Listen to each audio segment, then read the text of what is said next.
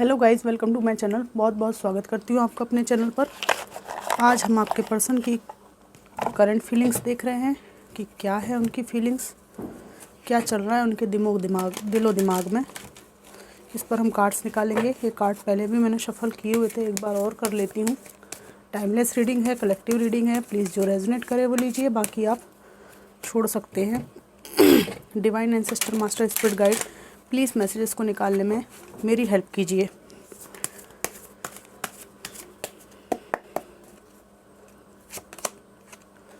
Two of swords, 7 of wands, night of wands, strength, 7 of swords, 5 of cups, tower and the hangman. Bottom of the deck है 4 of swords. ये जो भी person है, सबसे पहली बात तो ये कि इनसे आपका रिश्ता ख़त्म हो चुका है। बुरी तरह से ये रिश्ता टूटा है। आपके ये जो भी पर्सन हैं आपसे ऑब्सेस्ड हैं। ये मैरिड हो सकते हैं या आप मैरिड हो सकते हैं, और ये हो सकता है कि किसी के साथ कमिटमेंट में है या आप कमिटमेंट में है, लेकिन वो आपके बारे में सोचते हैं कि आपके साथ इनका रिलेशन अच्छा हो सकता था, आपके साथ उनकी ज़िंदगी में बहुत अच्छी चीज़ें आ सकती थी। ये व्यक्ति बहुत प्रैक्टिकल इंसान है, बहुत प्रैक्टिकल बंदा है, सोच समझ कर निर्णय लेने वाला। ऐसी मतलब ऐसा नहीं है इनका कि इनको सोचना नहीं आता, चीज़ों को एनालाइज करना नहीं आता, बहुत कुछ आता है। और इनको लगता है कि चीज़ें अच्छी हो सकती हैं, लेकिन ये प्रैक्टिकल इंसान है। इन्हें लगता है कि आप में बहुत कुछ चीज़ें कॉमन हैं, और आप इनको जानते हैं या पहले से कांटेक्ट में रहे हैं, वर्क प्लेस पर मिले हैं। हो सकता है इनकी सोच है कि आपके जैसा जो पार्टनर है इनको कहीं नहीं मिल सकता, तभी तो ये कहीं और इन्वॉल्व होने के बाद भी कंफ्यूज हैं, वरना आपको अभी तक ये भूल नहीं जाते। अभी 2 कश्ती के सवार ये क्यों बने हुए हैं? ये आपसे मोहब्बत भी करते हैं, मन ही मन छुपाते हैं। किंग ऑफ वॉन्ड्स का कार्ड है। सोशल मीडिया पे आपको देखते हैं, संकोच की वजह से ये नहीं आते कि अगर इन्होंने स्टैंड लिया तो ये रिश्ता किधर जाएगा। इनके अंदर एक मैच्योरिटी भी है। मैच्योरिटी मतलब एक ईगो के कारण जो मैच्योरिटी नज़र आती है। वैसे तो ये व्यक्ति चाइल्डिश लग रहा है मुझे, लेकिन ईगो के कारण जो एकदम से जो अपनी बातें नहीं कहते ना, जो ये वो उस टाइम पे ऐसा लगता है कि ये बहुत मैच्योर है, बल्कि ये मैच्योर इतने ज़्यादा है नहीं। चाइल्डिश बिहेवियर है इनका। कोई फैसला ले लें तो उस पर अड़े नहीं रहते। उनको लगता है कि अगर ये कोई फ़ैसला ले लेते हैं अब, और आपने उस चीज़ को नहीं समझा, तो इनकी पोपट हो जाएगी। क्योंकि ये ऐसा सोचते हैं कि जो गैप आया है, जो दूरी आई है, उसे हटाना होगा पहले। सोचते हैं कि रिश्ता आगे बढ़ा लेने से जो इनको आपसे बेनिफिट्स मिलते थे, जो रिसोर्सेस मिलते थे, वो दिक्कतें कम हो जाएंगी इनकी। मतलब आपके ना होने पर इनको जो दिक्कतें हो रही हैं, या तो आप इनको फाइनेंशियली सपोर्ट करते हैं या इनकी जिम्मेदारियों को शेयर करते थे। यहाँ पे कुछ ना कुछ शेयरिंग की बात ज़रूर है। और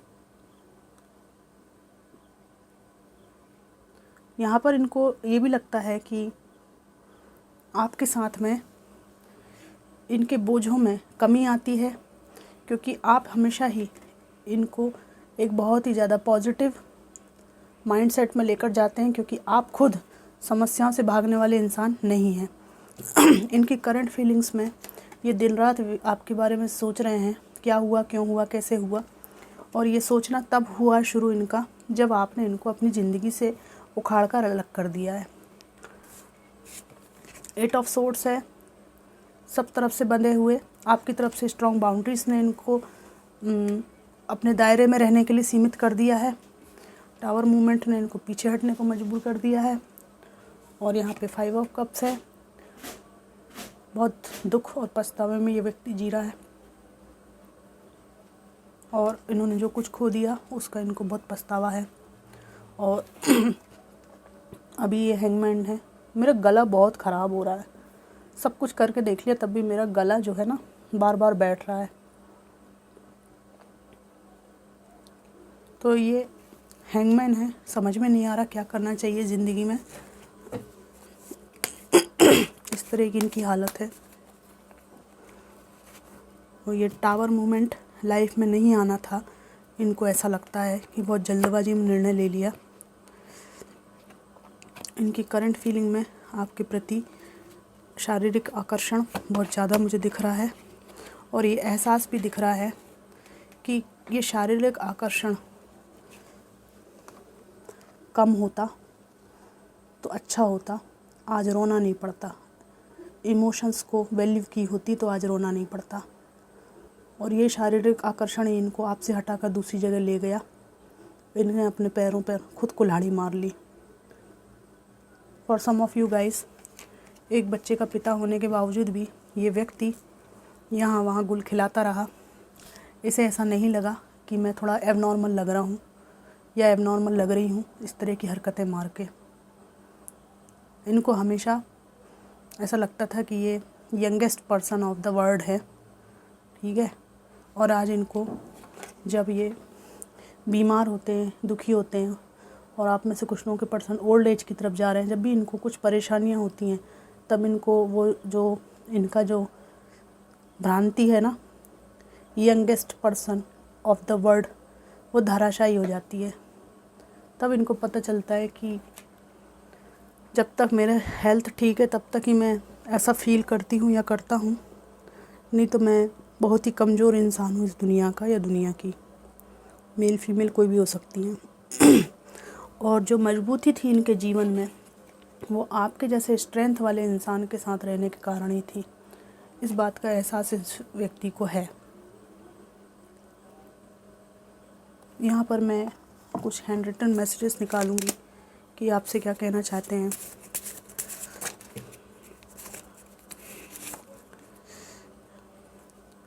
you shocked me by moving on without me. आपने इनके बिना ज़िंदगी में जो कुछ आगे बढ़ने का सोचा है, आगे बढ़ रहे हैं, उससे ये व्यक्ति बहुत शॉक्ड है, ठीक है। I can't move on from you. मैं तुमसे मूव ऑन नहीं कर पा रहा हूँ। कुछ बहुत गलत इन्होंने कर दिया है आपके साथ में। आपके इनोसेंस को चोट पहुँचाई है ऐसा कुछ लगता है, क्योंकि ये इतना बंधे हुए। Hangman, 5 of cups, 8 of swords, 4 of swords, इतना क्या सोच रहे हैं आपके बारे में। इतनी चुल मची थी इनको छोड़ने की तो छोड़ दिया, अब काहे के लिए सोच रहे हो। मतलब इनसे कुछ ऐसा हुआ है जो इनका जो दिल है ना सुकून में नहीं है उस हरकत के बाद में। पीठ पीछे कुछ गुल खिला दिए हैं इन्होंने, ये बात आई है। You smell good. इनको मालूम है कि आपके पीठ पीछे इन्होंने धोखा किया है। How I did it. देखिए ना ये कैसा कार्ड आया है, ये मैंने कैसे कर दिया। जो इन्होंने कर दिया है ना कांड, उसका इनको लग रहा है, आप सब जीवन समझ में आ रहा है तो इनको लग रहा है कि मैंने कैसे कर दिया तुम्हारे जैसे इंसान के साथ। ये थर्ड पार्टी सिचुएशन हो सकती है, कोई कपट, कोई धोखा, बड़ी हानि पहुंचा दी है इन्होंने आपको। तुम्हें जीवन में अच्छा करते देख मैं अचंभित हूँ। पहले भी तो बताया भैया आपने क्या, मेरे व्यूअर्स के मूव ऑन करने से भी आप अचंभित हैं, जीवन में अच्छा करने से भी आप अचंभित हैं। समझ रहे हैं हम आपकी तकलीफ़ को।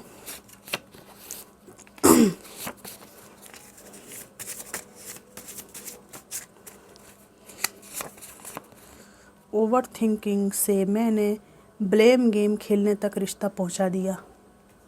अपनी गलती खुद बता रहे हैं ये। I have narcissism. और लास्ट कार्ड निकालूंगी। हाँ मैंने बातें छुपाई हैं। ये सब ये बता रहे हैं आपको कि ये सब इनसे गलतियाँ हो गई हैं। अब ये जहाँ भी मैरिड हैं या जहाँ भी कमिटमेंट में हैं, जिस भी रिलेशनशिप में हैं, उसको ये छोड़ नहीं सकते। और आपके साथ किया गया दुर्व्यवहार और आपकी जो कमी है वो इनको आपकी तरफ आने के लिए बार बार कहती है इनके दिल को झुकाती है आपकी तरफ, पर ये उनको भी नहीं छोड़ सकते, आपकी तरफ आ नहीं सकते। तो इन दोनों स्थितियों में ये क्या करें? तो बेचैन और परेशान रहते हैं, ठीक है। रातों को ठीक से नींद नहीं आती, पगलाए पगलाए फिर रहे हैं, ये हैंगमैन बने हुए हैं।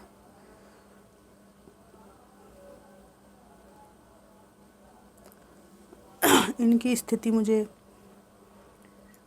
ऐसी लग रही है ना, जैसे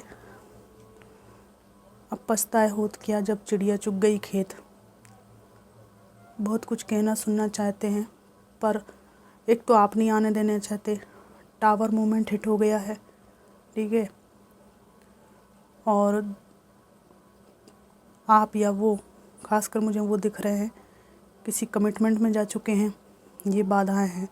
तो इस व्यक्ति को ना ऐसा लगता है कि बहुत दुखी होते हैं ये, कि एक वो समय था जब हमारे बीच में कोई ऑब्स्टिकल नहीं थे, कोई बाधाएं नहीं थी, सिवाय मेरी टॉक्सिसिटी के। जो कुछ बाधा थी, मैं था या मैं थी, कोई बाधा नहीं थी। पर मैंने आज अपने जीवन में और उसके दरमियान, मतलब मेरे व्यूअर्स के दरमियान इतनी बाधाएं क्रिएट कर ली हैं और इतना कुछ खो दिया है कि अब इसको फिर से जोड़ना और फिर से पटरी पर लाना असंभव हो गया। मैं लाना भी चाहूँ तो मेरे पर्सन के दिल में मेरे लिए वो रिस्पेक्ट, वो सम्मान नहीं है। मैंने सब कुछ खो दिया, मेरे पर्सन की ज़िंदगी में जगह, उसकी नज़रों में मान सम्मान, इज्जत, सब कुछ खो दिया है, ठीक है। और कहीं ना कहीं इन्हें ये भी एहसास होता है कि आपने इनको काफ़ी निभाया है क्योंकि आपके टूवर्ड्स इनका जो कन्फ्यूज़न है, जो लटके हुए हैं, और जो भी ये पछतावे के जो कार्ड हैं, ये बताते हैं कि आपको भूले नहीं हैं, बिल्कुल नहीं भूले हैं।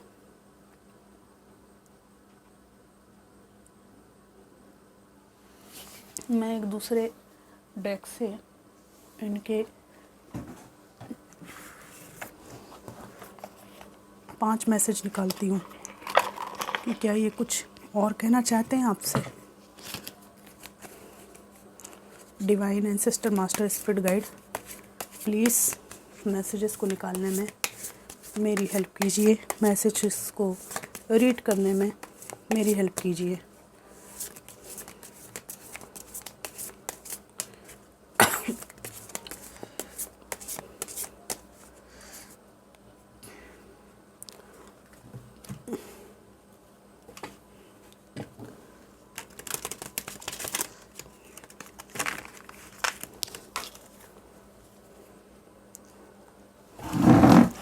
दो कार्ड गिर चुके हैं नीचे, मैं उठाती हूँ कि इनमें क्या है।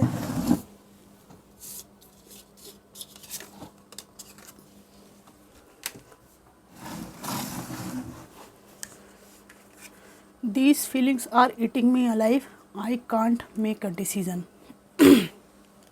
पछतावे की जो फीलिंग्स इनको है वो इनको खाए जा रही है।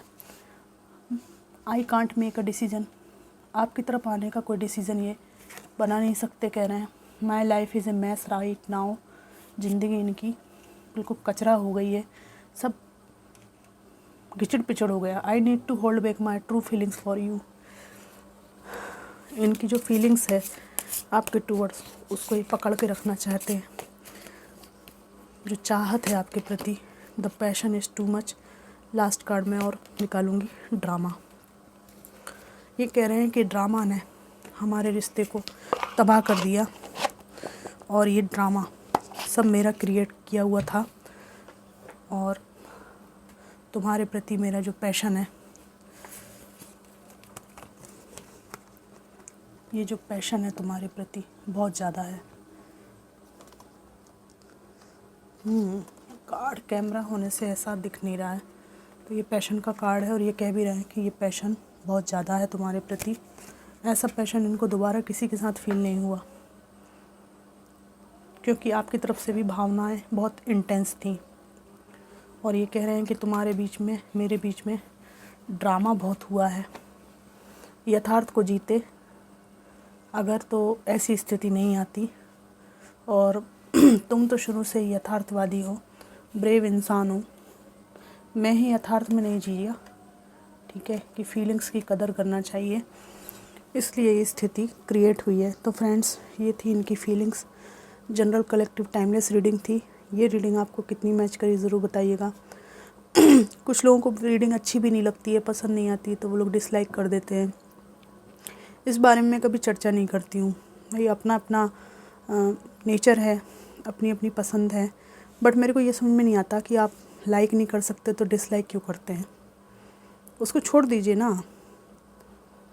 पर ठीक है, अगर आपके किसी को दिल को डिसलाइक करके सुकून मिलता है तो मैं उसको भी अप्रिशिएट करती हूँ कि भाई खुश हो जा, कोई दिक्कत नहीं है डिसलाइक करके, ठीक है ना, अच्छी बात है।